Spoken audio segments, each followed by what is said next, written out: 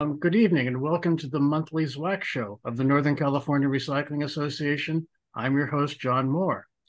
First, I'm proud to say that Governor Newsom signed into law today a right to repair law, one of the first in our country, something that ZWAC and NICR have long advocated. So a big round of applause for that.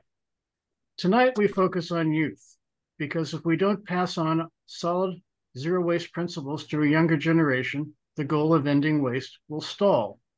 We resume tonight our monthly Recycling Archives feature, where we read portions of interviews with pioneers of recycling.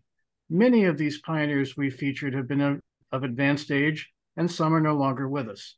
Tonight, we feature the youngest of our pioneers, Laura Anthony of Zero Waste San Diego.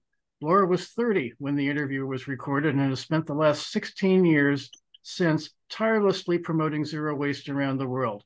She will be available tonight to answer your questions about her career.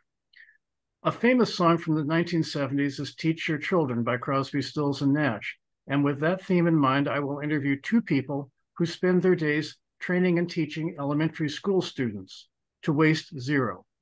First of these two is Ben Schleifer, which I hope I pronounced correctly, Schleifer, of Oakland Center for Environmental Health. Then I will interview Jacqueline Elbing-Omania of Berkeley's Oxford Elementary School, who led her class to make what I consider the best single public presentation I've ever seen. And I've seen a lot of them in 43 years of attending courtrooms and public agency meetings. So we start tonight with the Recycling Archives, and Susan Kinsella, the executive director of the archives, will read some excerpts from a long ago interview with Laura Anthony, after which we'll ask Laura some questions. Susan, you want to take it away? Sure, thank you. Let me see where I am. All right. Laura Anthony is a mover and shaker in Zero Waste International, as well as in her home county of San Diego. She got some of the best recycling training possible, since her dad, Rick Anthony, has been an influential recycling activist since he was in college, which was several decades ago. But Laura has since made her own name for herself in the field as well. However, back when the Recycling Archives were just getting started, Laura was a newbie and the youngest at the retreat that launched the archives. That was back in 2007 at an idyllic resort in New York State's Adirondack Mountains. Something like 20 longtime recycling activists gathered there for several days to talk about and record their stories and challenges and triumphs in making recycling history. And as part of that, they interviewed each other. Laura had tagged along with her dad, but she got interviewed too, and by Penny Hansen, no less, who had been the first ever National Recycling Coordinator when the US EPA was newly founded. Even then, you could see that Laura was already starting to find her path into recycling. So Laura, in this interview back in 2007, starts out by saying, "My name is Laura Anthony, and I'm 30 years old. I have 3 different jobs or specialties. I currently work as assistant librarian at the City Library of San Diego. Then I have my own business as a web designer. And finally, I work with my father, Richard Anthony, as an environmental consultant. Recycling has been something I've grown up with, and my father is an environmental activist. He's been doing recycling advocacy and policy work since before I was born, so recycling has been a lifestyle, a second nature for me. Recycling is a duty, like taking out the trash. I mean, you always take out the trash, and you always take out the recycling. I've always known the difference between the two of them. What I do in recycling is not a job yet. My paying job is being a librarian. I'm only 30, just coming into the movement, and I'm trying to find my place where I fit what's already going on. Right now, I'm just volunteering my time. I'm the chair of the San Diego chapter of the California Resource Recovery Association.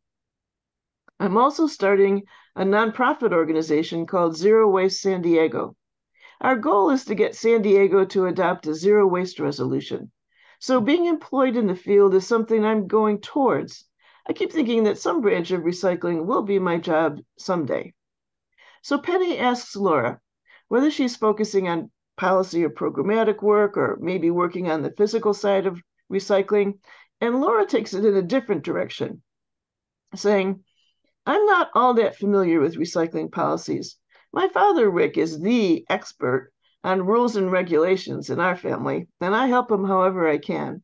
I'm more of a get your hands dirty kind of person. Besides that, I like to talk to people. I like working crowds at the grassroots level, such as when we have our conferences and meetings. I like creating programs that get people actively doing recycling work.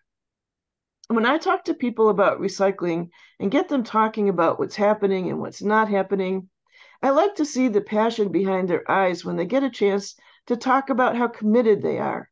They'll say that they want to do more. Some will ask me how they can help. I've discovered that people out there really want to do things to help heal the planet. They just don't know how to do it and where to get it done. I like the immediate things that are happening where I can see the improvements and results.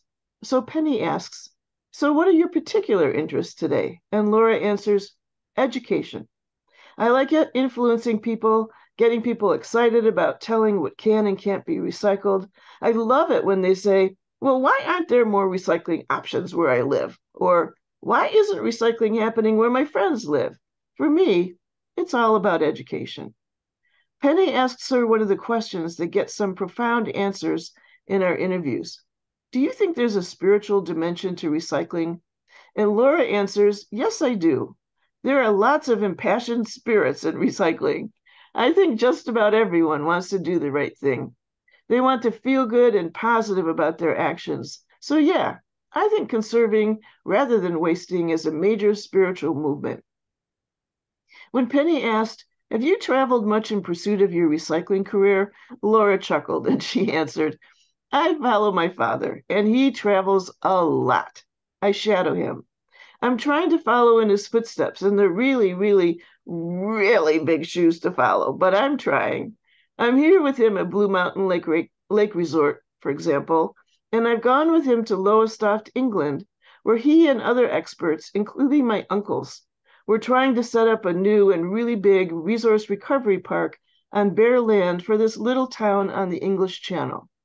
Now, when Laura refers to her uncles, she means some of the leaders in the recycling field whom she considers to be her mentors.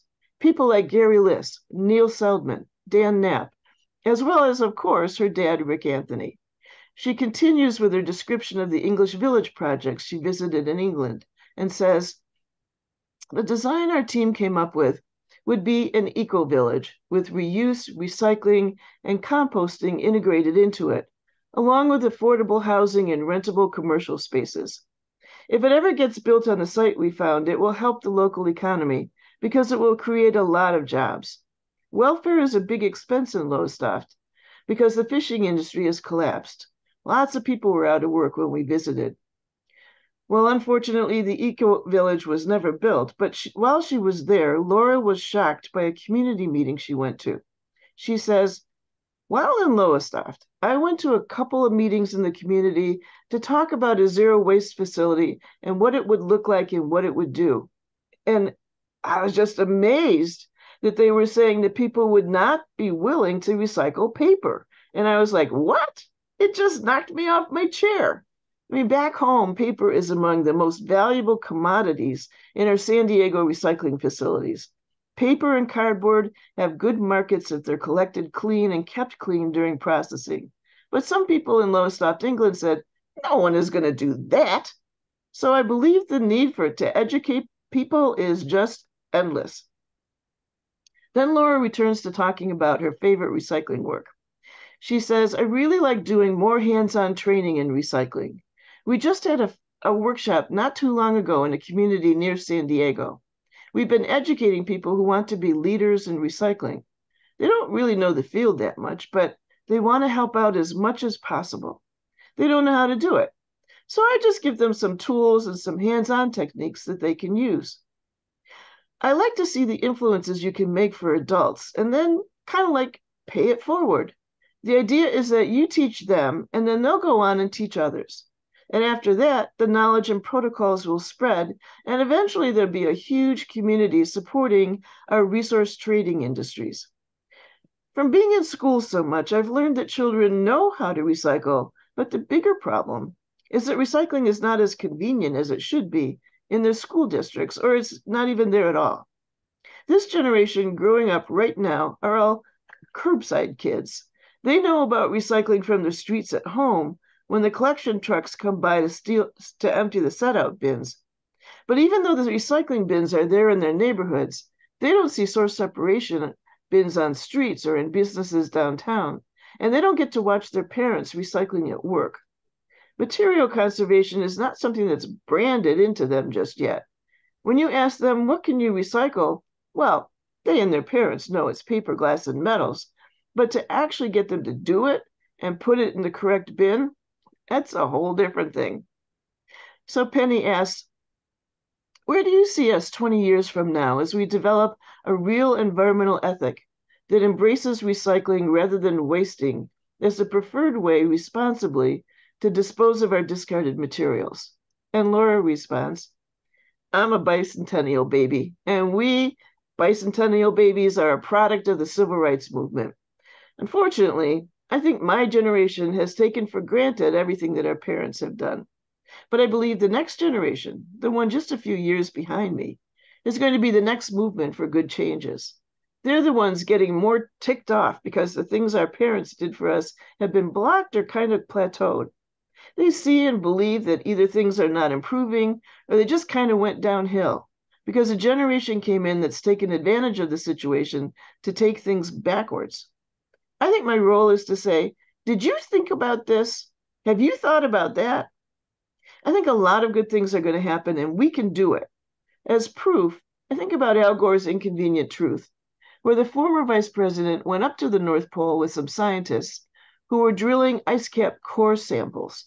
And in the film, you can see the lines in the core samples of ice where air pollution was worst right up until where it stopped. Below the line, the ice was nearly black. Above, it was white, crystalline, clean ice. And Al Gore said the black ice formed before the Clean Air Act, but once Congress and the president passed that law, the ice went clear from then on. That's amazing. I mean, this huge change is happening at the North Pole, far from the sources of pollution. Well, these days, Laura has an established job in recycling, and much of it is in education, just as she foresaw 16 years ago. But her dad is also now the director of Zero Waste International, and that means that she accompanies him on lots of his overseas trips to bring recycling education to people in other countries as well. Not only that, but traveling teaches her about successes in other countries that she can bring back to the U.S. As she said back in 2007, just as she was starting out in recycling work, I think having the diverse cultural influences in this country today makes life better for all of us. I see us in the United States as some of the biggest wasters. People in other cultures, like the Philippines, for example, have great environmental programs. They all have something in their systems that they've discovered how to do and that we can follow. They may not be perfect. I mean, nothing is. But everybody has ideas that they've worked on that make sense to spread to other countries and cultures. Well, what I have to say is, it's great to see the younger generations picking up leadership and introducing new ideas and new directions. We can see from our Recycling Archives interviews that the greatest innovations and achievements have come from welcoming everybody. Laura, as well as many of our current younger generation leaders of NICRA, prove that that's still the best strategy.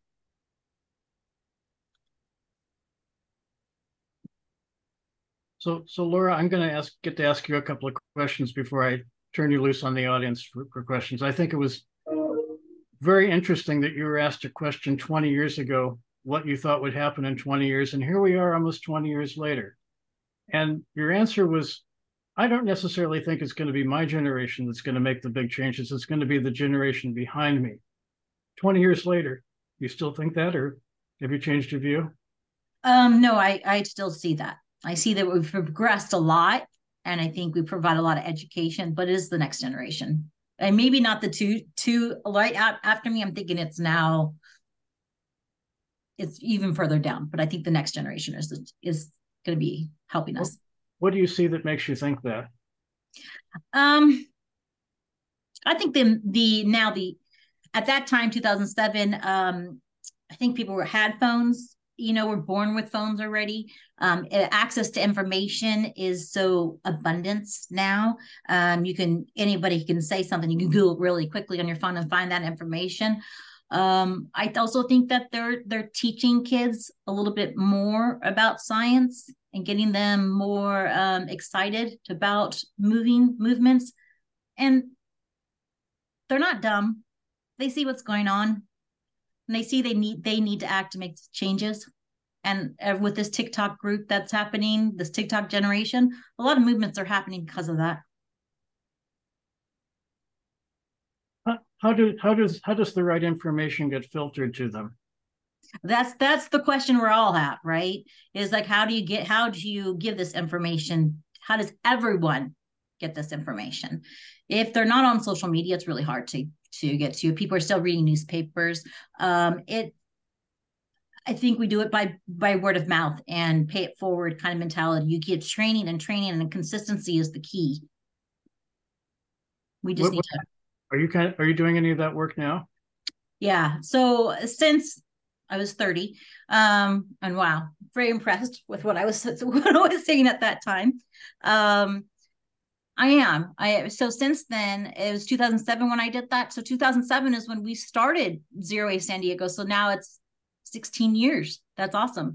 We've asked in the city of San Diego, we've passed the mandatory recycling ordinance that made everyone, residents and businesses, having to recycle. Little changes are happening. I'm seeing that. We do a symposium every February where we're educating the community.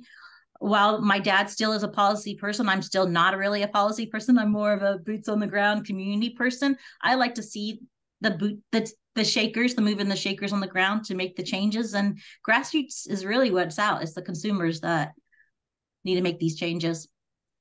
What especially cool programs are going on in San Diego that you would like to see grafted elsewhere? So my big thing, for Zero San Diego, when we got the ordinance passed, so mandatory recycling ordinance, we've talked about recycling a lot, and now we're moving in different directions where other steps to zero waste. And so my main focus right now is repair. And so I host a series of workshops or clinics called San Diego Fix-It Clinics. It's a kind of a chapter off the Fix-It Clinics by Peter Mewey. And we teach people to feel comfortable in taking ownership of their items and trying to prolong it as much as possible. So I host clinics about 2 times a month throughout the county of San Diego. And we attract around 20 to 30 people each time. So we've heard in your words that you started out as a, idealistic newbie zero waster at age 30, and now you're a boots on the grounder leader 16 years later. What have you learned about zero waste advocacy in those 16 years? What surprised you? A lot of people that tell me to get a real job. You shouldn't be talking, thinking that. It surprises me of how many people really don't think it's their responsibility of waste. And so the naysayers, but there's a lot of really great people out there that want to learn more. So not to get bogged. So what I've learned is not to get bogged down with the negativity. And I live my life in the 80-20 rule. So where 80% of the population actually want to do the right thing and 20% just don't care. And while I'm learning to, let's focus on the 80% because the 20% is already failing. So it's a failing grade. So let's move forward to see what we can do with the 80%. Okay. I want to turn it over to our audience who might have questions. Does anybody have questions for Laura? And I've got to change my view. Yeah, I have a few concerns. Arthur, we're talking about questions right now. Talking about questions. Questions. Do you have questions? My perception. Do you have a question for me? I do. Okay. Has the overall loading of landfills decreased as the population has increased down there? Do you have any idea on the numbers? there hasn't been a new one that's open, so that's one positive thing. And they keep threatening to close it, but it doesn't. There has been some changes. San Diego is one of the only cities in the nation really that gets free trash to all their single family residents. So trying to create an infrastructure here and educating and trying to get people to divert is a challenge when they get everything for free. So it was just recently a measure just passed that now is going to start charging people for trash. How that passed, we don't know. It's a miracle. We love it. We're not going to question it, just keep going. But this allows us to we just got greenery. So San Diego just got yard trimming collection in this last year.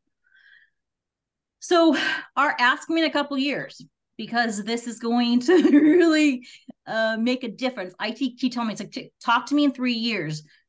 Right now, it's the headaches and the yelling and the screaming and the pouting that I don't want to do this, I don't want to do this, I don't want to do this, until it actually makes sense. And so in 2 to 3 years, I think it's going to be a game changer.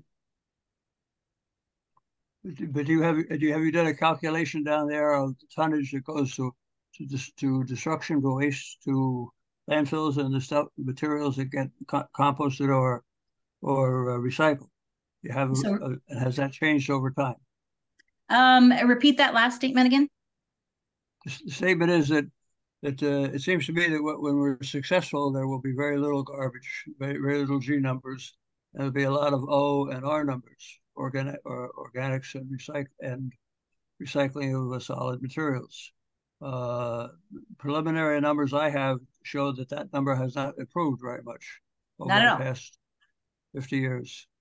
If you look at the number of people and the amount of disposal in 1980 versus 2020, the 40-year difference, the tonnage per person is about the same.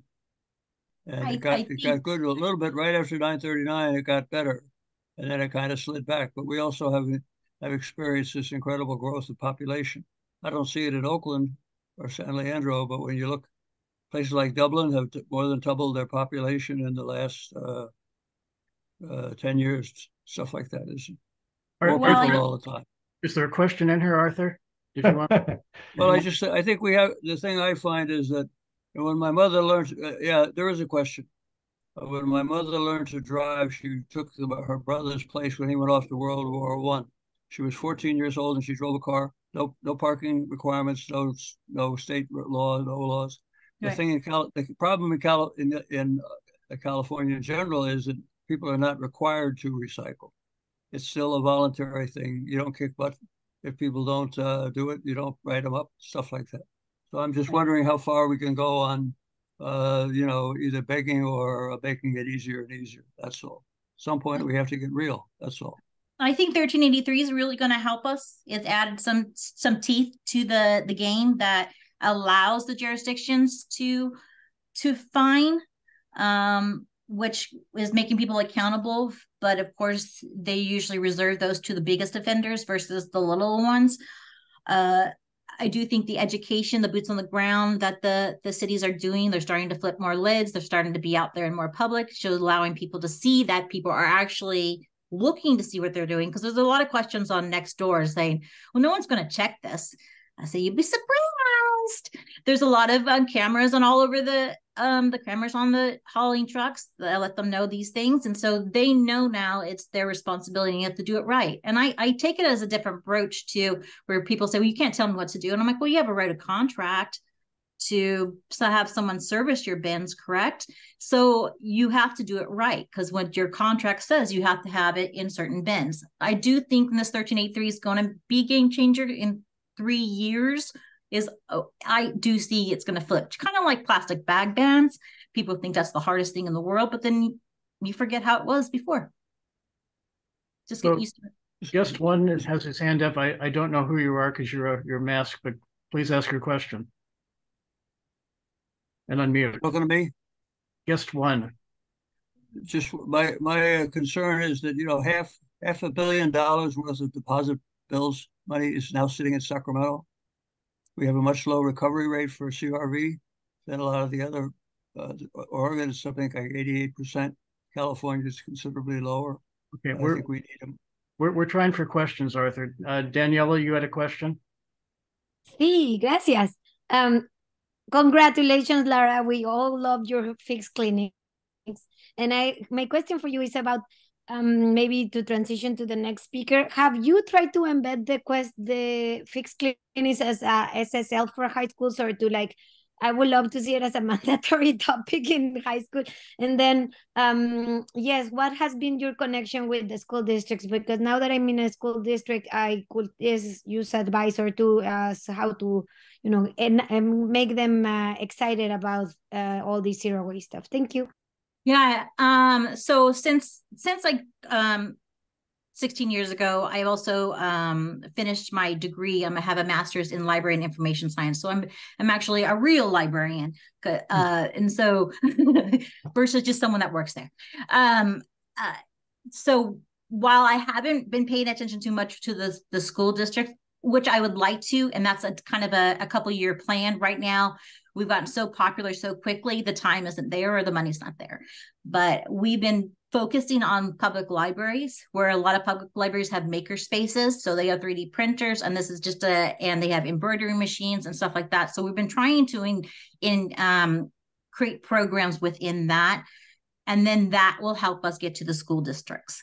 Because the school districts, a lot of them these days are starting robotics clubs and engineering clubs and even fashion school clubs, and they're fun. Because when I talk to these kids about robotics, like I have some really bright kids that help me at the Fix It Clinic, which are just really fun to watch when they try to figure out what a cordless phone is. That's just the best thing in the world to watch. And CD players and audio cassettes. It's just awesome to watch this. But it's when I talk to these kids about engineering and robotics, they're like, well, we make things. And I'm like, okay, that's great. That's awesome. You make things, but does everything you design, is it green for go?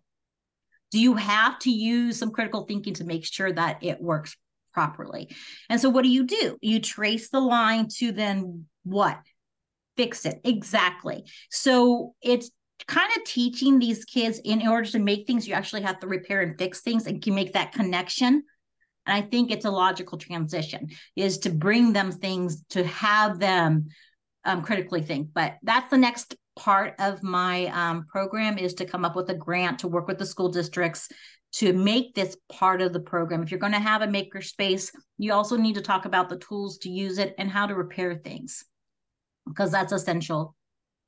Bravo. Just one more thing, to stay tuned to your next steps, or when you mix this awesome librarian degree with the fixing, do you have like a hashtag, or like, do you have those TikToks of those kids like making you know, like some sort of your own library documented of like how to put a button, or how to fix the CD player?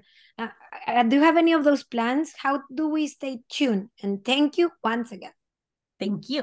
So I just got a contract with the County of Los Angeles to host 15 within the community. So, and I'm working to piggyback on organizations that are already doing things or like-minded. So, to encourage them to keep this program and this idea up. There is one, we just had a meeting today, and they're going to talk to a group that has a kids group that does things with videos and marketing. And so we're going to have them be in charge of the content and be able to advertise and market this event. For San Diego, I seem to be attracting more of the older generation than the lower generation. So I call them the remember when generation, is when they remember when they were able to fix things, and where they can take it to the shops down the street to fix their things. I hear comments like, oh, did you ever go to Mark's? I'm like, no, I never been to Mark's, but Mark's used to be a place where everyone was able to fix their toasters or their food processors. I am looking to look at the next generation, but I haven't been able to, and because I don't have kids, I'm not into the schools right now. But as a consultant, every time I go out there, I do talk to them about repair. That's the next step, but I'll keep you in mind. I'll let you know.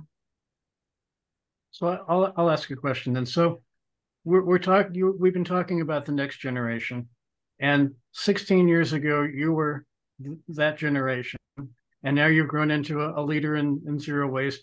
Are you seeing the people that were in the next generation gradually getting to high school and college, assuming leadership roles anywhere? Yeah, I do. And it's funny because as a consultant, I'm getting a lot of 30s now. So that was when I was. So it typically the transition is like, okay, you go out, you go to college, you go find a job, you don't like that job, so you're going to try another job. And so I'm at this age group at 30, 32, where I'm helping them move forward with activism and consulting and zero waste mindfulness. I am, yeah. Anybody you'd like to highlight? Well, I guess, yes. Like there's one, her name is Isabel DeMolly. She just started, she has a store up here in San Diego. It's a zero waste grocery store. It's called Mighty Ben. And she's now helping us with consulting, and she's learning a lot. And a lot of it is check your emotions. You can get pissed really fast. So just check your emotions and try to educate as much as possible, and to be patient with your words. Are there zero waste jobs out there for these people as opposed to, say, government jobs or waste hauler jobs? Yeah, it's amazing. I was just talking to my father about that, how 16 years ago, zero waste was like blasphemy. How dare you talk about that? And essentially, getting thrown. I remember at one meeting for custodians that people were throwing things at us because they didn't want us to talk about recycling, because now we're adding more work to them, right? But now there are job titles, there's college titles with zero waste in the title. So I think we won, and there are plenty of jobs down here. And that Gandhi quote, which I can never repeat word for word, which is, first they laugh at you, and then they get pissed off at you, and then they ignore you, and then they join you. I think we're at the join you stage now, that we've actually have an International Zero Waste Day on March 30th that my father spoke at the United Nations Assembly, and to highlight it on behalf of Zero Waste International Alliance. And there are plenty of jobs here in San Diego, a lot of local government jobs available for anyone who wants to get into it. And there are some great freelance and nonprofit jobs out here too for zero waste, for people that want to be more boots on the ground. And consulting, of course. So a question was put in the chat. Does San Diego have something like the Bay Area Bike Mobile, a mobile and free bike repair shop that serves schools and libraries? No, but I would like to. Yes, call me. Yes, I would like to. And we do have a lot of nonprofits like the Bicycle Coalition down here and Bicycle Pueblo, where they do have pop-ups every once in a while, but they're not tied to the libraries. And that is my goal, is to create a huge program to be able to have some of those bicycle hubs right next to each other, where you park your bikes, that allow you to check your tires, patch them, whatever you. And yeah, there isn't anything right now. San Diego is getting there. We're very slow, but we're getting there slowly but surely. But I see it. You have all that great weather to attract people with. I know. I think that slows people down too. Does anybody else have questions of Laura before we move on? Dan? Yeah, Laura, you were just in our area up here in Northern California, and you did a little tour of several different recycling places. And I saw a picture of you with Ruth Abbey and Amanda Waddle, and you were looking pretty happy, but you were at El Cerrito. Right. The transfer station at El Cerrito. What did you think of that? What is that a model that could go anywhere? So truth be told, Dan, I had my sandals on, so I did not really do the tour because I was late and they lost my bag. So but I do think, from just looking at it, observation, it was busy, it was robust, and I think it's a really great program to replicate. There is a history of it that's quite interesting, that I have a copy of. It's about 60 pages, and it's actually a thing that the whole community got behind. They were going to close it down, and then the community said, no, we got to rebuild. And so they rebuilt it. Do you think that that's something that could be done other places where they have transfer stations that have outlived their usefulness and now need rebuilding? What do you think of that as 100%. on itself? 100%. Because if you go to some transfer stations, the first thing they see is trash. You see a trash can. I go up in the first 40-yarder that you see when they dump is trash. So you know right there, that's what they're looking at. I think we need to do something like you have designed, like a resource recovery park, that first takes away all the reusables. There's so much reusables that are dumping into our landfill every day, and we can use all this feedstock to create new ones, or just use them what we need to. And this is great for teaching the next generation, because we are missing that critical thinking kind of and hands-on skills. And then follow the line. I think there's a way to properly do it. One is to create instructions for these people that are coming in self-hauling, is to design how they stack their trucks so they can do it in a nice, clean manner as they go through to each of the piles. But just like our bridges around the country, we need to update our transfer stations. And we need to put them on TikTok, I guess. Yes. I will not learn that. So Laura, thanks so much for joining us, and please feel free to stick around. We have two other guests tonight that we're going to talk about, again, passing these lessons along that you've been doing. So I want to move on to that, but thanks again for being here and all your 16 years of hard work since we talked. Good one. Yes, and it's all because of you guys. So thank you. Well, we can take the credit. So our first guest tonight is, I'm going to mess up the name, Ben Schleifer. Did I get that close? All right. Who is with Oakland's Center for Environmental Health and works and trains elementary school students, which we're going to talk about. But first, Ben, tell us about the Center for Environmental Health. Where is it? What is it? What does it do? Yeah, absolutely. So Center for Environmental Health, we call ourselves CEH for short. We're a nonprofit, started 26 years ago. We're based out of Oakland, and the mission's just to get toxic chemicals out of the lived environment, which is, a scary topic, and it's a bit of a bummer at parties, but there are lots of toxic chemicals to be concerned about. And Center for Environmental Health is trying to get those out of there because some of our nation's kind of regulatory is not doing an adequate job. And so I work with foodware in particular. So I have foodware that has chemicals like PFAS in it. And I'm happy to talk about that if you'd like. You talk about that to elementary school students? I don't. I will bring it in with middle school students, and high school students need to hear it because they're being exposed to a lot of products, and it's in some makeup, it's in a lot of fast fashion stuff. And so yeah, I'll bring it up with high schoolers, but I do talk about some of the chemical composition with elementary school students, kind of around like what's in a plastic, and like just a list of names of all the chemicals that could potentially be in a product, those kind of things. And when you say per and polyfluorinated alkaline substances to an elementary student, they kind of perk up in such a way that they're like, I don't want that on my food. And so I kind of use it as a bit of a scare tactic, or more of like there's something in there that you should be aware of, and you should be asking everyone, like, what's in this product? That is a good question for an 8-year-old to be asking. So you work from grades kindergarten through 12 then? I do try to do, I do K through 12 kind of things, and I'm looking at systems in their lunchroom in particular. My favorite grade's 4th, 5th grade. It's when the magic's still alive without the hormones, which I think is great. But yeah, I've been engaging with some high school students from Oakland Tech about the Oakland reusable foodware ordinance. So like, I'll kind of meet folks where they're at, and I'll throw a lot of stuff at the wall and see if it sticks. But yeah, I like working with kids. I like being the center of attention, and they often pay attention to me. So the school districts invite the Center for Environmental Health to come talk about scary things? Not necessarily. So I kind of try to get my foot in the door. My main audience is the purchasers for the school districts in the foodware, which is the nutrition or foods department at the schools. And then there's usually a director who's kind of buying all the food, but also all the sport kits and those are the folks I want to engage with most. And I have a variety of different methods of trying to get my foot in the door, for a lack of a better term.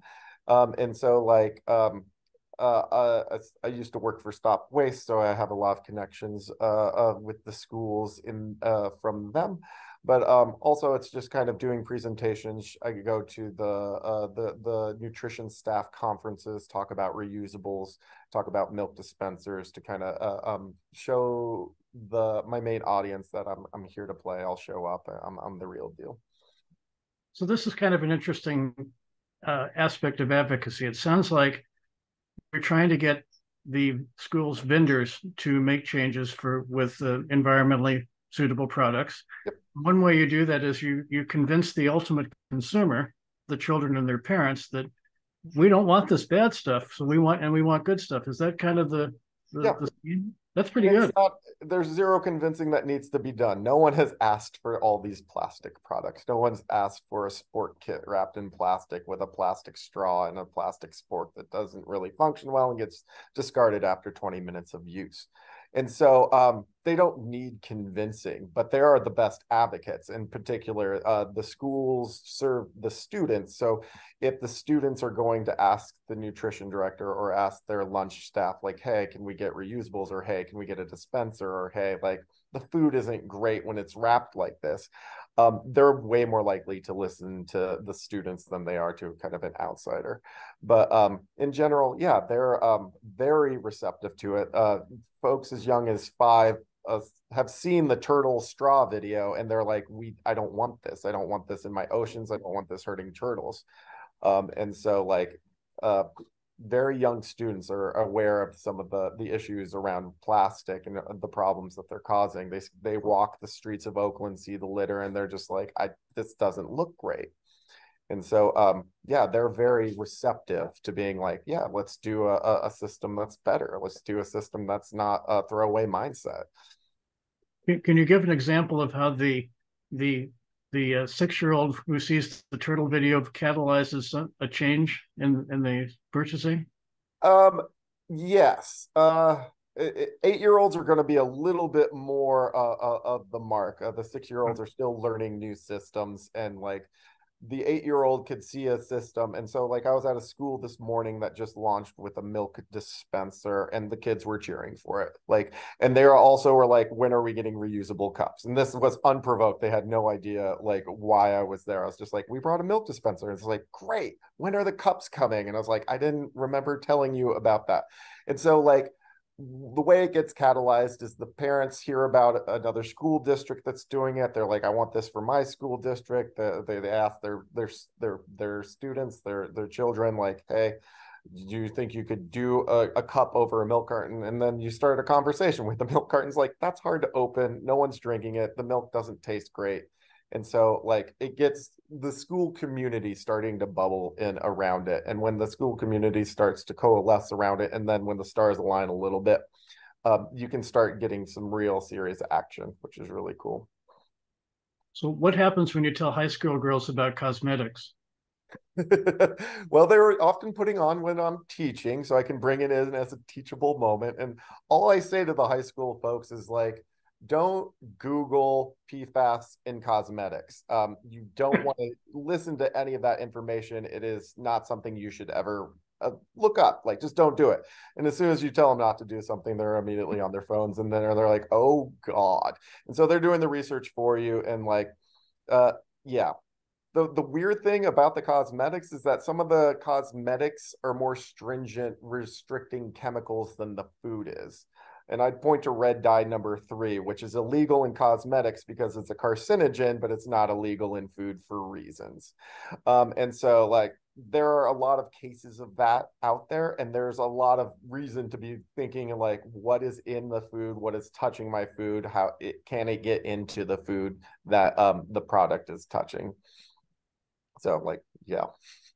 How do you pick your targets and your audiences?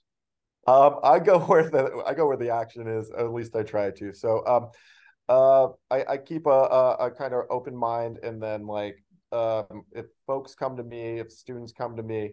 So what I did for Oakland Tech, for example, and thank you, Nancy, who's on the call, for getting me the connection with the high school teacher.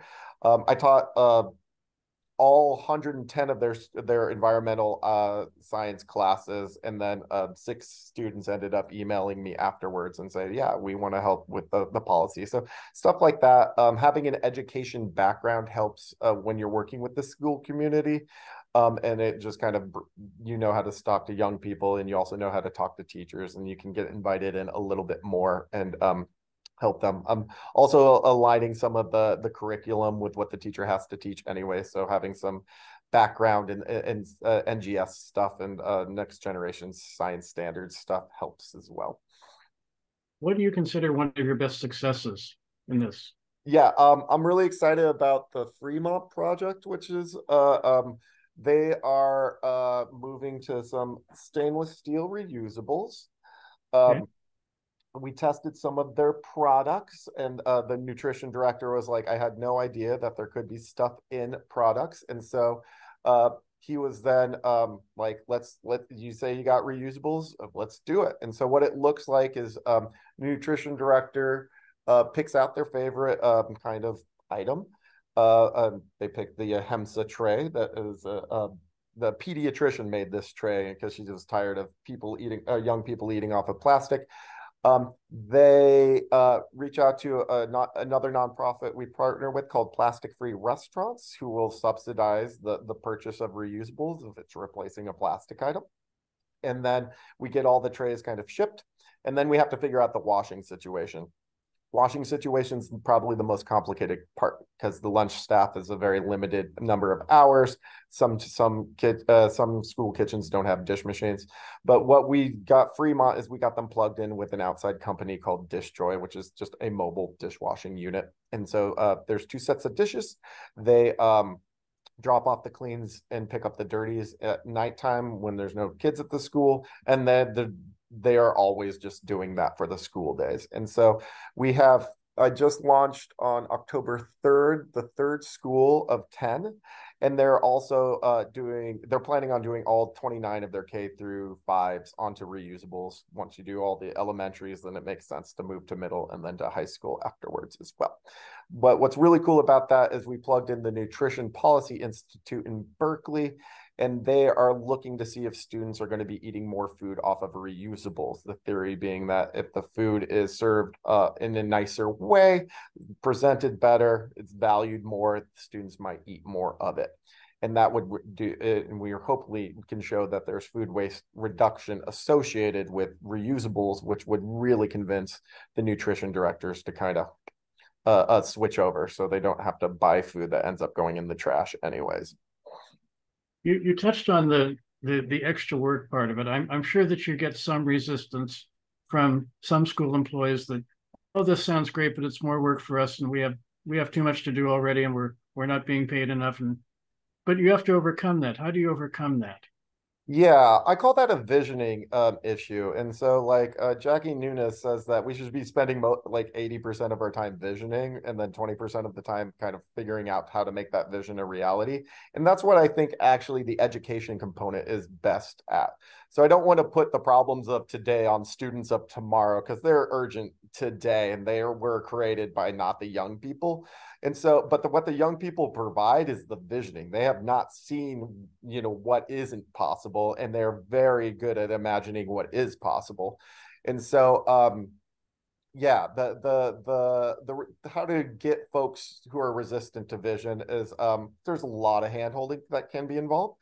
A lot of it's just like, I got it, take a leap of faith with me. I use the word pilot probably more than most people do. And it's like, it's just a pilot. And I also let any of the stakeholders who are on the ground be able to turn off the project if they want. And so that includes the nutrition staff on the ground, the custodian on the ground, the principal on the ground, and then the nutrition director who's kind of the top end folk. If at any point they want to stop the project, they all have my cell phone and I let them know, you just call me up and I'll stop it the next day. And that kind of relieves some of the burden and the weight that if it falls apart, it's on them. It's more on me. But as soon as they see that the kids are very adaptable, which they are, they're way more likely to be like, yeah, okay, I was resistant at first, but now that I see it in action, it's fine. It's okay. Like it takes a kind of a reset at the lunchroom, but it doesn't take long. And I say a lot of my education is not educating the kids, but it's educating the adults around the kids to feel a little bit more comfortable with it. So I ask almost everybody that comes on the show, what is their biggest impediment to what they're trying to do? What's yours? Capitalism. But over that, it's so again, the nutrition staff are being paid in the Bay Area, and this is going to be different across the country, but about 20, 21 bucks an hour is kind of the estimate for like 3 or 4 hours of work. And then we want to increase their hours by 1. They might have a job before and after. So we can't just magically increase their union workers, which is great. But we can't increase the part-time workers at the school community without considering increasing the work hours of many of the other folks who are part-time working at the schools. And so I kind of wrap all of that up into being a labor piece. So we want to wash the dishes. We want to wash the dishes locally and as with the least amount of transportation as possible. And then getting a dish machine in there, it's complicated, but not crazy complicated. And so getting the folks to be paid a living wage to do the important work, washing dishes rather than producing single-use plastic and then throwing it away, is kind of the hard point. And how do I overcome that? Is I'm trying to provide vision. If there's one school in a district that, has a really solid nutrition staff who's been there a long time, who wants to kind of move in this direction and feels like this won't be burdensome, those are the folks that I want to approach first and then show them to the other schools get naturally competitive, and then hopefully they can come along as well. So are there times when you've tried to organize a class or a school to do some advocacy element? Appear before a city council, write a petition, do a GoFundMe campaign, any of those kinds of things? I've been supporting Miss Omania's work for a really long time. She would be the expert on that. And I am trying to model what she's doing in Berkeley to within the Bay Area at the moment. But I'm going to default her to that answer. I'm working on it. We got 2 bills, one in Oakland around reusable foodware, and then one in San Francisco around reusable foodware. And I want students to go to the city council and let them know why it's important. But that's in the works right now. That'll be, I'll have more to report on next year on that. Video. We're going to talk to Ms. Omania about that. I mean this in the nicest way. She weaponized her class for the single. It's breathtaking. And I'm going to, in case she doesn't have it handy, those are the links. You can look at her class going, giving them the business for both the more recent city council meeting and then a school board meeting.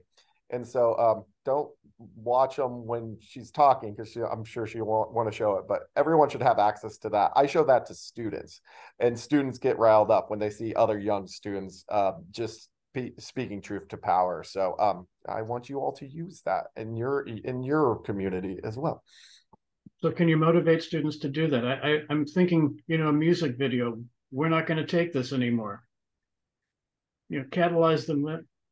Can they be catalyzed that way? Yes, but I'm also trying to be pragmatic. Do I need 100% of the students to be catalyzed? No, I need about 1% of the students to be catalyzed and to get the policy passed. Do I need 10% of students to be, or do I need 100% of students to be excellent sorters? It would help, but I'm really trying to get 10% who can be teach their others peer partners to sort for on our behalf, kind of transfer the knowledge peer to peer. They're going to learn a lot more from their peers than they are going to be from me. And so when you say catalyst, I'm thinking a real small bit that can start the whole chain reaction. And again, start small is kind of my mantra. It's if I can get 5 students in a high school who are really gung-ho about this, and then can get on the morning announcements or get on the video announcements and say why this is important, that can make a big difference for a school of 2,000. You see emerging leaders in your schools? Oh yeah, all the time. And it's they're meeting the moment. And so a lot of students, understandably have eco anxiety and understandably look at the current state of many things and just be this is tough. Some folks are going to step up, and we want to definitely encourage that. Some folks are not going to step up, and that's okay too. They do not have to step up if they're not feeling it, but we want to uplift the folks who are ready to just be like, this is my time, this is what we're going to do. And then like, yeah, I had a high school intern who was like, she is ready to flip her whole high school by force herself. Like she, you know, my job is to remove any barriers that might be in her way, and then to get out of her way in no particular order. Well, you might want to send her to the Northern California Recycling Association. Oh yeah. And it's like, also show them like trash jobs are not as glamorous as some people might think. So show them, show folks like, especially middle school in particular has a big old ick factor. Right. And so it's important to show folks that like this is fun work. Like some of this, and that hopefully you'll find some folks who resonate or kindred spirits who are like, oh yeah, this is good to educate people and teach them how to do the right thing because they want to do the right thing. To steal Laura's words, like it's like if you can find some folks and get them activated and get them feeling more confident about their knowledge and expertise around it. That's a really positive thing, and leaders tend to step up. Is it a good thing on a college resume? Oh, that's all. That's my bribe to get into for these high school students is like, college resumes. I don't know if you've read them recently, but they're usually like, oh, I traveled to a place. I thought I was going to change it, but it changed me. That's 90% of the college resumes, saying I changed my city's recycling or reusable policy, you know, by giving presentations, way more compelling. And so like the grades that I'm looking at in high school, like all the middle schoolers, I'm like, hey, start doing some of the work now, just anything works. And then 9th and 10th graders are the ones who are, I'm like, those are the folks that I'm really trying to engage with most. By the time they're getting to the senior year, they're already applied for college come the fall, so it can't necessarily get all the good work that they're going to be doing on that application. So, but yeah, that's the main bribe, and it looks really shiny, real shiny on the college resume. Well, it sounds like you have a cool job, and I'm glad that you're doing it. I want to open it up to questions if anybody has questions of you. And I know there was one in the chat, so let me get that. Dan Knapp asked, we were talking about the biggest impediment to your work, and you said capitalism, and then moved on. Dan would like it if you could possibly explain what you meant by that one-word answer. Yeah. Okay. So the way I see it, the school lunch is about 20 minutes, right? Why is it 20 minutes? There's a whole host of reasons. Teachers unions need time off when they're doing their they're doing their teaching bit. Like the 5-day school week, it should be 5 days, but should teachers be required to be there 5 days? That's another capitalist question. Are the custodians, are the nutrition staff paid enough to live in the kind of society that they are serving? Like all of that is kind of tied into capitalism. And so when we bog everything down to money, it becomes real problematic. And this is true with environmental problems, but it's also true with just feeding people. Like it is priceless for me to say that some students are being fed. One in 3 in Alameda County students are food insecure. 1 in 4 people in, I think, California are also food insecure. Like that is all, we have enough money to feed everyone, full period. And systems are in place that we're not doing that. And so like kind of system changing, mindset changing, would help that, particularly around the economic system. So yeah, I'm happy to go off on a capitalist, anti-capitalist rant, but there's a lot to unpack there. When you're talking to high school students in particular, if you bring some of that kind of pieces into the system, into what you're talking about, you get a little bit more credibility. When you're saying like, yeah, the school system's a capitalist system, and like there's a hierarchy there, and that might not necessarily be the best for everyone, resonates really well with students.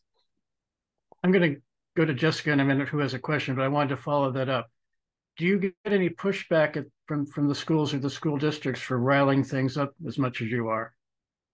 I like to identify as a disruptor, and I am happy to have those conversations. But so far, like I'm doing the low-hanging fruit first, so it's making life a little bit easier.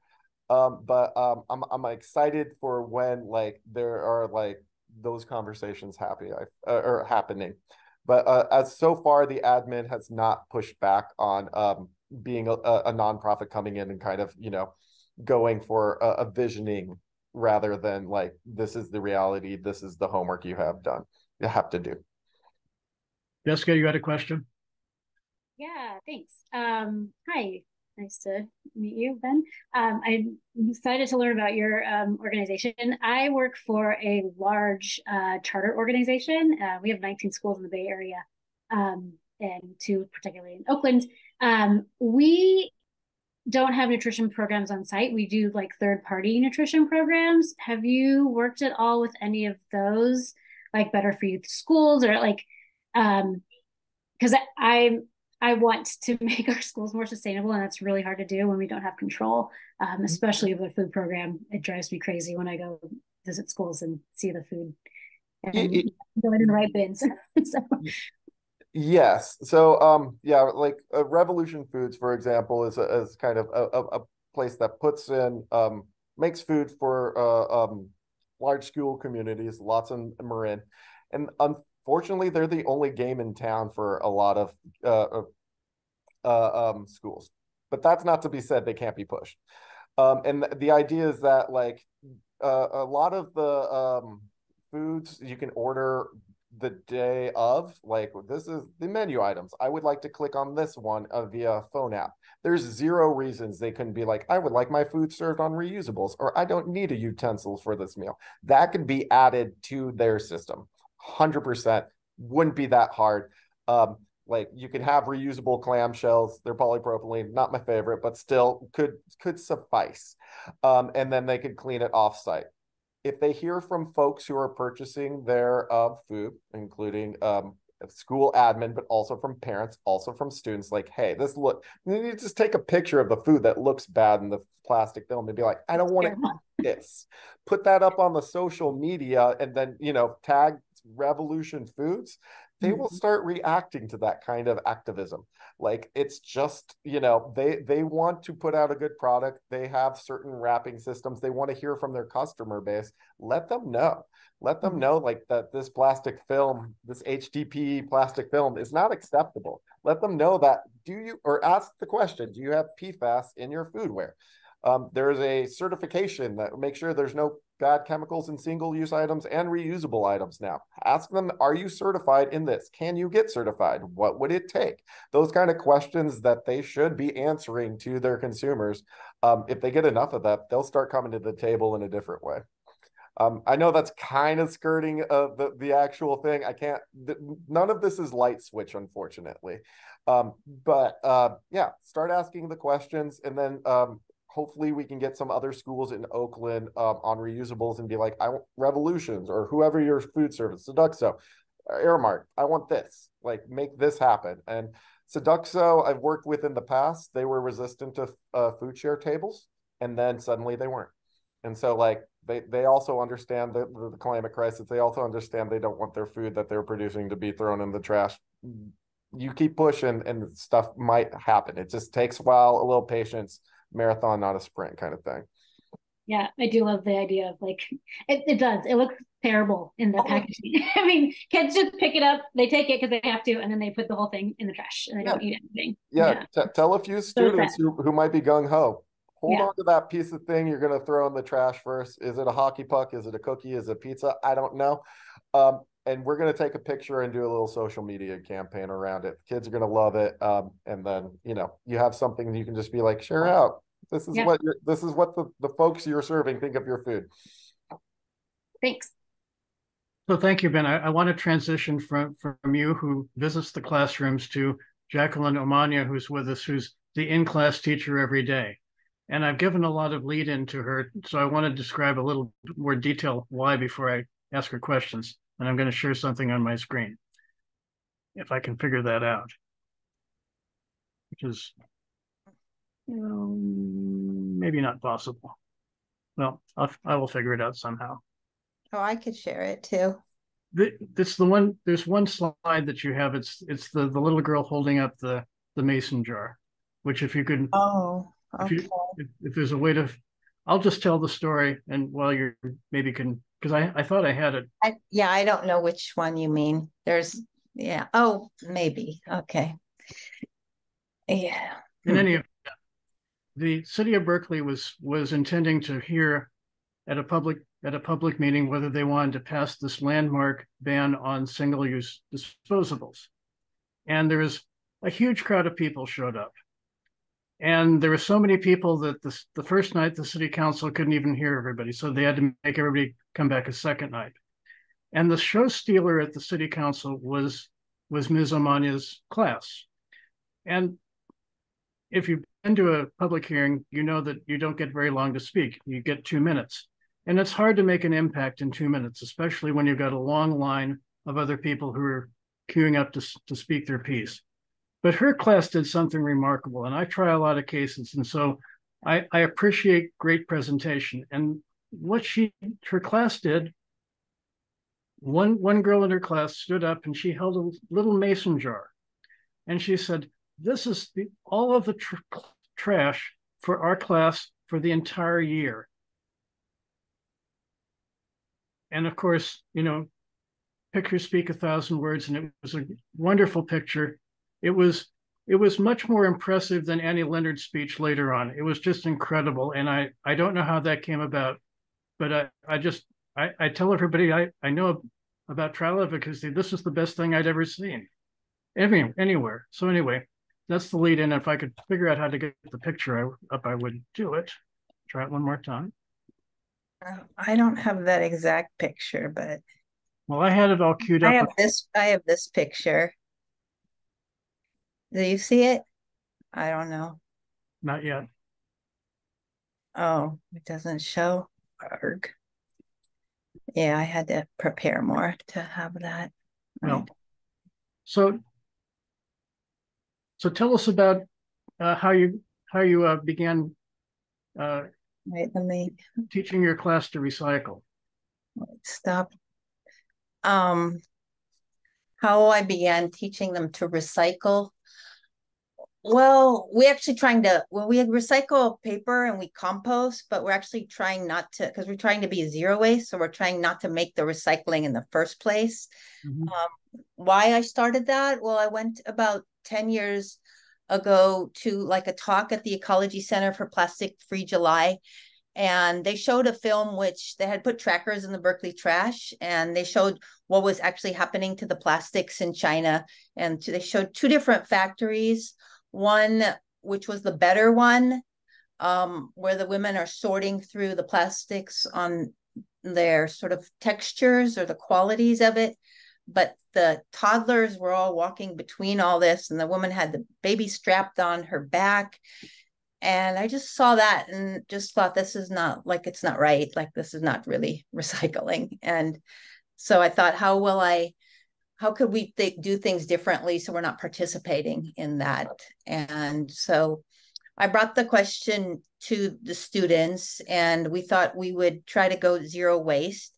It took us a while. We had to first monitor, do like waste audits. We first didn't empty our trash. The custodians are sort of on autopilot at the public schools, and they just like dump it. They used to change the bags every day. They no longer change the plastic liners anymore. But I asked mine not to empty it, and then we studied it. There's a little movie that the students made called, it's called The Zero Waste Classroom. And it's actually a 10-year-old filmed our class through this whole process. And I can share the links later. And Trash Tales is what we call our movie. And then we just studied what we were making in the trash, and we just made a commitment to change. So one of the items we found were like glue sticks. And then we're like, well, what could we use? And so we kind of went back to finger dipping. And then I thought, oh, well, what if then I have to wash all these pots for their finger dipping? And they were like, no, Miss Omania, we can just share. So we just got more like stronger as a community with our commitments. And that extended into, we found that the main parties, Halloween's and Valentine's, made a lot of waste. So how would we change that? So it's like teamwork between me and the class, and us having agreements on how we want to move forward to reach our goals. How long has this process taken? Well, this is the 9th year of being waste-free. I have a couple, I have most of the jars at school, but I have a couple of them. We went from a quart, we're down to pretty low now, like, because people have siblings and they want to outdo their siblings. So we're down to about this much. And really the trick is not to bring things in. So I just provide them what they will need, and we choose, like, pencils is like our main item, and we choose them to be, I'm checking if I have anything here, but I think they're, oh, here's one. They're kind of like unpainted. They're just natural colored. So then we could compost it. So that helps. We also have colored pencils also in that manner. And it's just keep it really simple. And it's actually easier for me and easier for them to have less stuff. Has this always been the same grade? Well, I actually was doing 3rd, which is my favorite grade to teach. And I'm now at 5th. I like 3rd because then I could see the kids in the years after. And I was running a youth group with them, the ones who wanted to continue the work. 5th, it's more like we do it and they leave. So, but I can cover a lot more topics and kind of get more in depth on things. Have you kept in touch with some that have continued the work? Oh yeah, I have one actually, because you were saying about does this get you into college? Well, Dexter would be my prize child. He told me he got into Harvard, and I'm like, wow, congratulations. And he was like, it's all you. And I'm like, what do you mean, Dexter? It's me. And he goes, what you taught me stayed. And then he sent me his essay, and I could read. It's a short bit. And it says, in the back of my closet, tucked away between my thrifted jeans and sweatshirts, there's a large cardboard box brimming with the discarded contact lenses. It's a collection I've been building for years to mail to the facility where the lenses can be properly recycled. And then he goes on. So I can read the next little bit too. I truly believe climate justice should be one of the most urgent and critically imperative mandates of our world today. I can't accept the idea of my children growing up in a world where clean air and water are a scarcity. My rejection of this future manifests in everything I do, from everyday small decisions like stockpiling used contact cartridges to larger organized efforts. So he actually was sort of part of my youth group. It's called Heirs to Our Oceans, and we did activism, and he took it to a higher level where he spoke out for bills in Sacramento and things like that. So I have another one who's a senior this year who's very active, and Ben knows her as well. And my class has worked with Ben at the higher level. And the way I was connected was, I thought there was something on the cardboard plates they were giving the kids for lunch. It was kind of shiny. And I was going to like talks. The Plastic Pollution Coalition was having talks at the Brower Center at lunchtime from 12 to 1. So, being a teacher, it's really isolating. I don't get a lot of adult contact.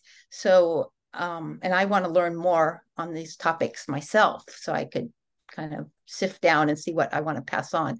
So I asked, could I go to these luncheons at the Plastic Pollution Coalition? And she was like, yeah, you could go to that. And that's where Sue Chang, who runs environmental health, was also, and she sort of presented about PFAS. And then I was like, I want to bring you the materials from our school. So I brought her the plates, and sure enough, they had that coating on the plates. And that's when our connection began. I think it's about 5 years that we've been connected. And I do work with Ben, because when it's nice for me to have allies and for the kids to hear from other people out there, and also know that there are, this is a big job, and there's just a lot of people doing the important work. So they're more on the chemistry side of things and what's happening. And I'm in the classroom with them. So, so when your kids come to your class at the start of the new year, I assume they kind of know what they're getting into. They now it has a history in the school. They get sorted by their teachers before. I just teach whoever shows up to my class. but I have like, there's different movies. I show them what we've done, and I always make it open. So I'm like, is this something we want to do? And what would it take? So then they break up into groups like of 2 and 4, and we just talk and figure out what will our agreements be for this year. And they come up with their group agreements on how we want to have a waste-free class. So the main thing that gets them buy-in is that they can bake for the class at any time. They can make things from scratch by hand anytime you feel like it. So even when it's not your birthday or anything like that, you just want to bake. So last year I had a boy, that's Roscoe, and Roscoe wanted to perfect his lemon bars. And we had lemon bars like 3 or 4 times with different things he was testing out, like cream and such. So that makes them very happy. It must be kind of interesting to watch the dynamic of each class each year with the different agreements and the different levels of agency.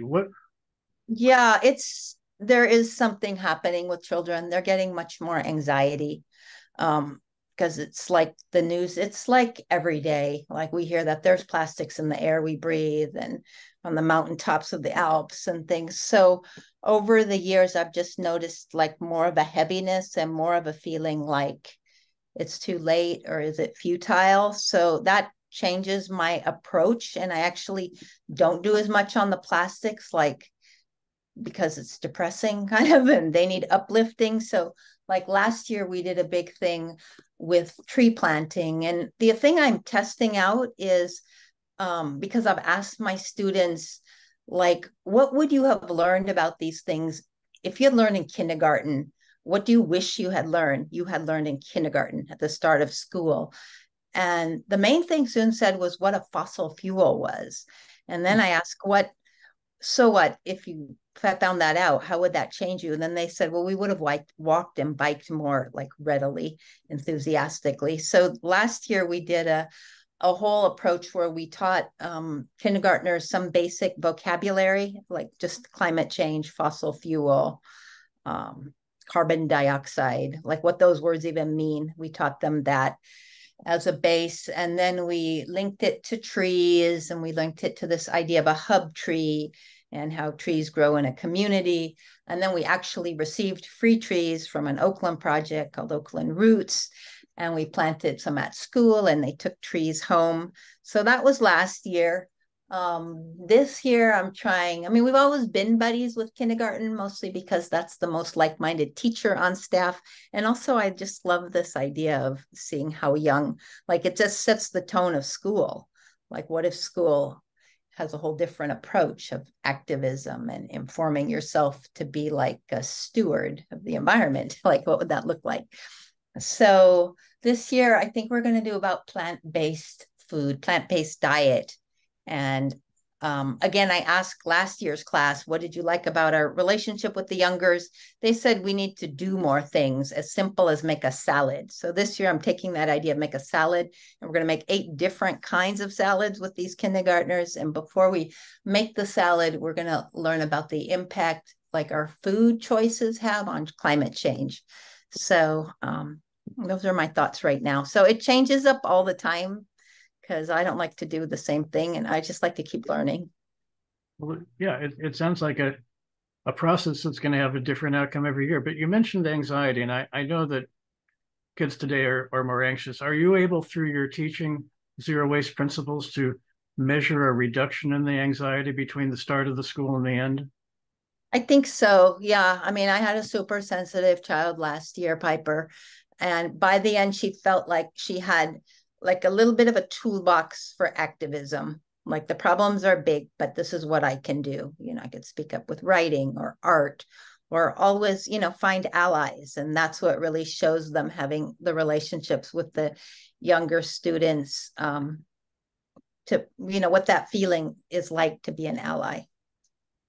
So you certainly appeared before the Berkeley City Council memorably. Have you had other field trip like things to other public agencies?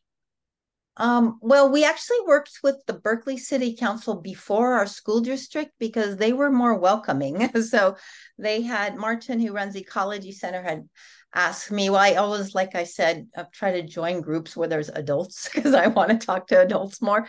So I joined for helping with the disposable free dining ordinance. And then he had ideas, and that's how that all happened, that the kids really took them on. We did all the steps, collected the signatures, and then we went before council multiple times, did press conferences. Those were great experiences for the kids. The main thing you need to know is that everything that they produced and they spoke was actually their schoolwork. So that was their persuasive writing pieces, and whoever wanted to spoke up. And sometimes I chose a kid. I was like, your writing is really good. Is this something you would want to try? So some of them have been a bit shyer, but it really elevated them. And when you see that group of kids, you wouldn't know who has learning issues. You wouldn't, there's a couple with extreme behavioral problems, but they can go speak at city council. So it has really changed lives. I have kids in high school who, they still have the learning and the behavior problems, but they also see themselves as activists who made a difference. And I hear back from them, and that's really great to have put something like a positive memory in them. That sounds very satisfying. To follow up my last question, have you traveled to Sacramento? I would assume a Sacramento. Personally, not about these issues. I think we went for teachers' rights and things to Sacramento, but I haven't taken, that is something that the Heirs to Our Oceans, which is a national club that I was leading the Berkeley chapter of. The Heirs to the Oceans has opportunities for the kids. Actually, the United Nations Ocean Decade, I have a student who's a few, including Dexter, who's Harvard essay person. They can join cohorts that develop them as they go through middle and high school to be able to speak to legislators, go into meetings. So they're doing work at that level. Is there a path from your classroom to the middle, through the middle and high school levels? Well, we are now working on this, something that so you asked also which audiences we've spoke to. So after the Berkeley City Council, we started to speak to our own school district. A year, I think it's 2 years now, because it's been this is the second year it's in effect. We passed climate literacy. It's actually Shanza, who's a senior right now. She would say things like, she went through high school and said, the only time I heard about things like environmental issues like this was in the third grade or through things I've sought out myself, and that this needs to be really more part of school. So we passed a climate literacy resolution. So we're just still trying, actually had the meeting right before this. We're still trying to unroll how we can have elements of climate literacy through all the grades, and what would that look like? Recently, just even today, we discussed for elementary, this idea of stewardship and different ways of having stewardship beyond tree planting. We've thought about toy exchanges, clothes sharing, meals that we make together, like vegan dinners. We're trying to create a repertoire, and then teachers would choose which of these actions they would like to do. So Ben mentioned that third and fourth graders might have an ick factor to some of this. How do you overcome that? An ick about what? Because we don't even make the waste. Okay. There's no waste to have an ick. What they do love is they're reusable. So we can't control school lunch. We've been working on it with Ben and the whole speaking up for 5 years. But my class, we have these bamboo kits. Actually, one student spoke up at the Presidio, and the Presidio sent us our first set. They're these cutlery kits. And that has been really a game changer for the kids. They really, because it's kind of like something you could wear on your belt loop. It's just as the power of the fork, it's as much as the pencil. This has been really important. And we've been really fortunate because people talked and heard about us, that the owner has now sponsored my class. So I no longer need to pay for these. So that's been great. And it says not plastic. Wait, I got to show it there. So the Plastic Tides, which is a great group. So these kind of things help. It's pretty simple. We're going to learn how to use chopsticks this year, and those are some of the things. I need to keep it really upbeat and happy for them, and just always show them solutions. I think these days more than ever. Well, I ask this of everybody. What kinds of things get in the way of what you want to do, and how can you get rid of them?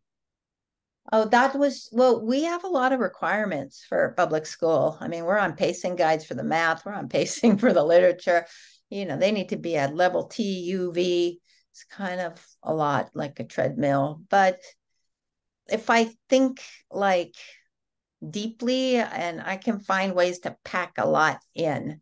Right now we're studying nautical charts of the bay to learn more about like the dumping in the bay and what's really going on there. So that's like you get the math in, but do it differently. We're following all our water bottle refillers around campus monthly and seeing how many plastics we save there. So that's again some math. So yeah, I think time is the biggest challenge. And I'd love to take them more places, like to the different refill shops and things like that. Well, all I can say is I wish you were my 4th and 5th grade teacher. Thank you. Does anybody have questions for Ms. Omania?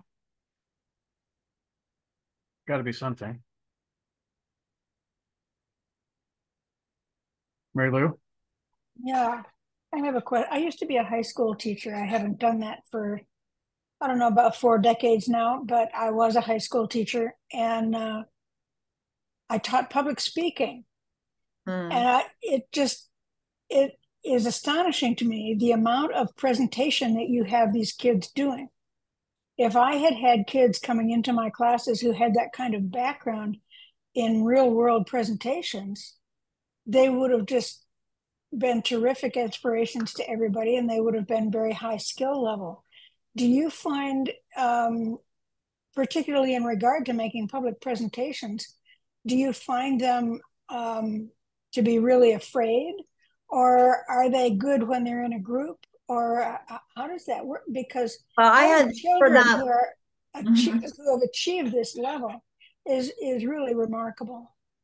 Well, when I did the little ones, I did that all myself. We just practice in front of the class because we just the word is like, these are just 4 people that get to go speak, but they're representing our class or representing all of us. I mean, that's how we got the mayor to come, because he was like, they're amazing. I was like, but it's only 4 of them. Like, come meet the other 20, so we developed the relationship with him. So the little ones, it does take a lot of practice. Yes, I had to be there after school, and they're falling off the chairs and all of that, and you just wonder if they can do it, but they get on the stands and somehow they do it. I don't know, there's a little magic that happens with the pressure, I guess, because the press conferences where they're being filmed and stuff, that's a little harder. With this last batch that went up in June, for the reusables for the school where I had a retired teacher come and work with them, their passages were much longer.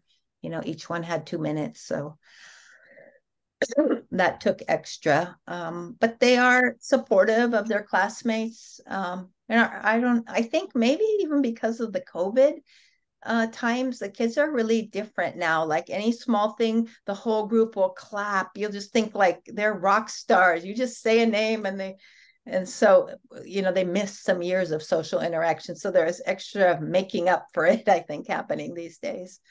So, but also, what they're saying, they've worked on this really hard. We actually did a whole informational study unit and iModel about the plastic pollution problem. And then for persuasion, they create their speeches. So it's been a good chunk, 6 months of the year that we've been focusing around that. And they're passionate, they know their facts, and they're just ready to share them and make an impact. Do they know? Remarkable. It is. Do they know they're coming into a celebrity class? No, my celebrity, I don't know what they're thinking. See, actually, I don't really know until somebody else comes and visits. Well, we were on the California Plastic Program the KQED special with Monica Lamb. I hear more when other people come talk to them, you know, because for us, it's like the normal fabric of our way together. So there's a question in the chat to you, which is, how did you find an environmental consciousness?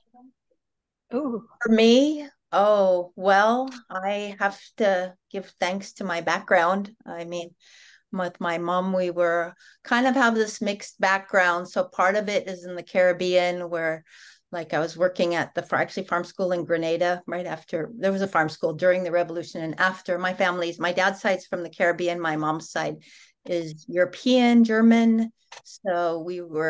So some summers my sister was down there, and I was in the Caribbean before plastics existed, before snack bags were there.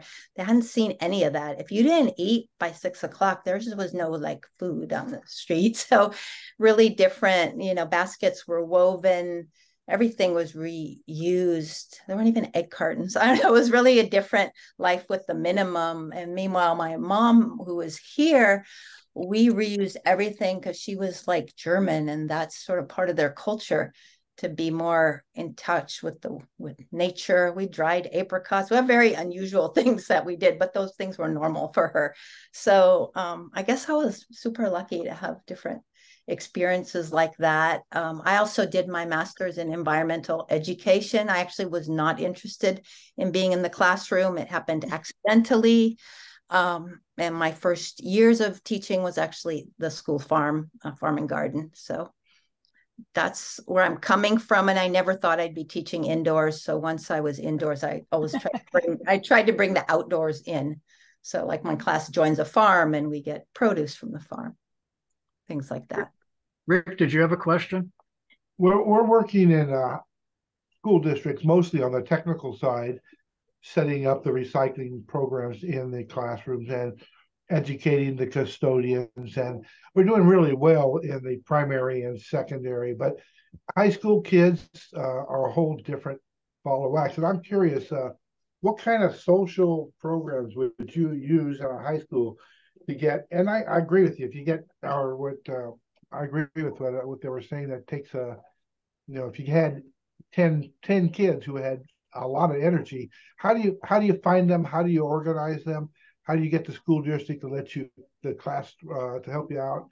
Maybe Ben knows the answer to this as well. But I mean, we can set up all the recycling and we can set up all the lunch programs, but the next step is to implement it, you know, in their lives, and that's another issue. I wonder how you react to what I just said. Is that for me? Yeah, sure, the teacher. Oh, for me. Okay, well, I only teach up to 5th, but I am very interested in working on that topic because my group is super diverse, and then they get to middle school and it's not like a cool thing and they're afraid to speak out. I don't really have the answers, but I would like to keep supporting kids while they're in middle and high school. I try. It's challenging. Mm-hmm. I think it's just something we're still working on with the climate literacy and how to get even the kids of color to stay activists. And I think it needs to look a bit different. I think we need to integrate more music and more things that attract them. Uh-huh. And the weight of the high school is heavier than the weight of an elementary school. There's just more meals, there's more students, there's more of that 20% that Laura was talking about that aren't doing the right thing. And you can get bogged down with the amount of different plastics. You can start learning that plastics aren't easily recyclable, and cynicism can step in. So like all of that's tied in with eco-anxiety, all of that's tied into the system as it is. What I usually recommend with high schoolers is start talking about that design element. How would you design an elementary school to be more on reusables? And then like they also eat in a variety of different places if you're thinking about the lunch. So they have like a waste stream system that is just not going to function as well as then a localized elementary system. So you're going to want to kind of think outside the box with the high schoolers. How can we design a better system? How can we design a system for this high school that's away from plastic? How can we design a kitchen that can actually install a dish machine? And what's washing going to look like? Start asking some of the big higher up solution orientated questions, and that can start resonating and with some of the high schoolers, and again, some of the leaders will start to identify themselves. You can enlist them for green team, but more importantly, you can enlist them to try to say, let's move to a more upstream solution. Like, how do we get plastic off of campus? Those kind of things, I think would be encouraging. And like, yeah, can't not talk about AstroTurf. You can just like bring in the AstroTurf element, because sports is a little bit more important. Be like, is this a toxic chemical that they're putting in every field? And a lot of sports that we seem to care about at the high school level, we might be poisoning our athletes. So like those kind of elements just kind of shift it a little bit, and you can kind of get folks to rethink. And then again, that truth to power element, if you can get them to stand up, talk to the principals, demand rather than request, that really resonates with them, but not so much with the admin. So I just want to put a plug out there. I'm also going to step away. It is lovely to talk with you all. So Ben, you had a question, and then I need to wrap up because we try to finish around 7. Did you have a question, Ben? No, I was going to talk about the high school stuff because I plug in with the high schoolers a little more than Miss Omania. Okay. Would you see skits or videos to be a method to get the group organized? I just remember in college we did a lot of street theater, which seemed to be a good education. I wonder if that would work in the high schools. I'm just curious if you had any experience, but I know we got to close. At any touch point you can give, you got a theater troupe that's gung-ho, go for it. If you got artists that are gung-ho, go for it. If you got athletes that are gung-ho, go for it. Like, meet them where they're at. Don't necessarily prescribe what's going to be the best moment. But I am going to step away. Best of luck.